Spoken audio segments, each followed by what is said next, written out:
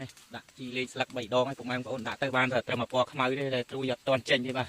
ទេបើសិនជាទ្រូយយើងធ្វើចេះហើយចំពោះតែរៀនយកផ្លែវិញណាពុកម៉ែបងប្អូនយើងបាទដាក់ជីលេងស្លឹកបាទ3 ដងឲ្យតែបានពីកមកបានប៉ុណ្ណេះទេបាទបើសិនយើងដំណាក់កាលដូចថា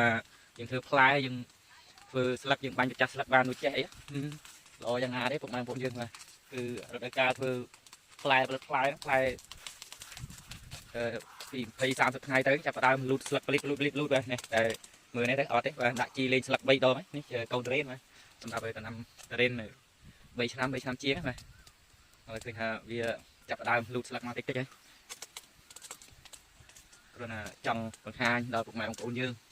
ថាបើសិនជាយើងតរេនវិញយើងធ្វើផ្លែធ្វើផ្កាបាទបើសិនជាយើងអាចមានបទពិសោធន៍នេះយកទៅប្រើយើងយកបទពិសោធន៍នេះយកប្រើពិតជាល្អមែនទែនសម្រាប់ជាកសិករយើងអ្នកដាំតរេនវិញហើយយើងកំពុងតែធ្វើផ្លែគឺយើងមិនមានការបារម្ភហើយចំពោះត្រួយចេញត្រួយចេញអីហើយត្រួយហើយអីណាបាទនេះដាក់ជីលេងស្លឹក3 ដងទៅបានចឹងមកទេបាទហើយឃើញថាស្លឹកដាក់ទៅបានត្រឹមស្លឹកចាស់ស្លឹកខ្មៅបាទហើយស្លឹកក៏មិនធំអីប្រហែលណាឥឡូវចេញមកតិចហើយនេះបខំមកចេញស្លឹកបានចេញដាក់ជីថ្ងៃមុនគឺច្រើនមែនទែនបានត្រួយហើបមកប៉ុណ្ណេះដោយសារយើងដាក់ថ្នាំមួយយ៉ាងទៅ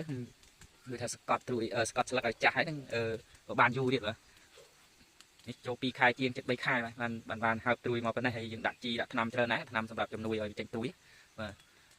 ហើយជីក៏ដាក់ច្រើនដែរ200ដើមជាងដាក់ថ្ងៃមុនអស់4 បាវអញ្ចឹងច្រើន4 បាវ1 បាវ50 គីឡូឥឡូវឃើញថាចាប់ដើមមានហើបត្រួយមកតិច